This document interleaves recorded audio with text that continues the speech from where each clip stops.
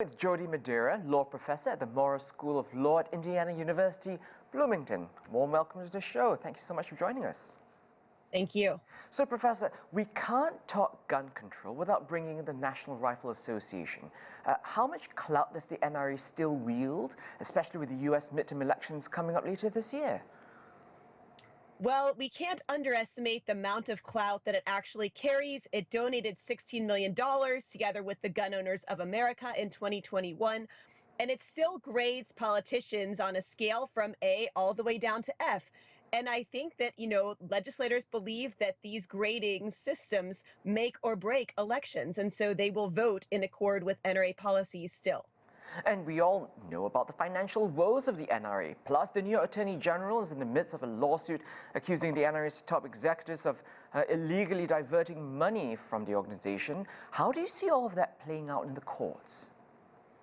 I think if you're a member of the NRA and you're a true believer, you might think that the organization is being unfairly targeted by liberal law enforcement, by a government that is bent on destroying it, and with it, the Second Amendment freedoms. And so I'm not sure how much the scandal in which the NRA has been embroiled has really affected its membership. Oh, interesting. Well, so gun sales, Jody, are at historic levels in the U.S., nearly 20 million last year, 22.8 million in 2020, the two highest years on record. What's driving all this? Well, I think you have a Democratic president in office. You have the threat of new gun regulations on the horizon. And, President Biden has already put into place a system of executive orders designed to cut down on ghost guns, on guns that are untraceable by requiring essential parts to be stamped with serial numbers. And so there's a lot of fear out there, I think, among Second Amendment enthusiasts. Weapons manufacturers are shielded from liability. I mean, it's almost nearly impossible to sue them. And yet, as we saw with the case brought by victims of the Sandy Hook massacre, there might be precedent now of these companies settling with those affected. Do you see more victims going down that path? I absolutely do. And that's a great point because, there is this very, very tight immunity law in the United States for the Protection for Lawful Commerce in Arms Act on the federal level. There's laws like that on the state level. But there's a very narrow exception for basically marketing violations of state or federal law. And that's the grounds on which the Sandy Hook victims have settled their lawsuit for $73 million.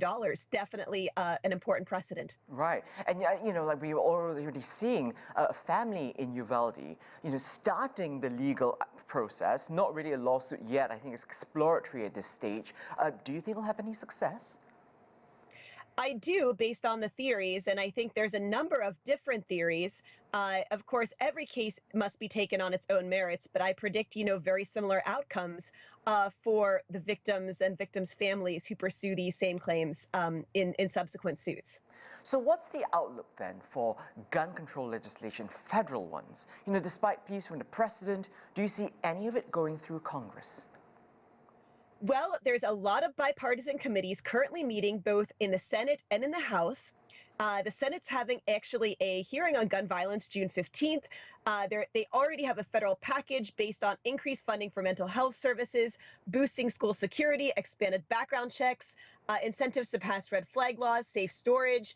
And the House actually has similar measures, raising the age to 21 for a rifle, incentives for safe storage, preventing gun trafficking, closing the loophole on bump stocks. And so I think, both the House and the Senate have different platforms, and we're hopeful that there will finally be action. It just seems that the national debate over gun control waxes and wanes, depending on each mass shooting that we go through. Are we at a different time now? Do you feel like it's different from, what we felt before when nothing really changed?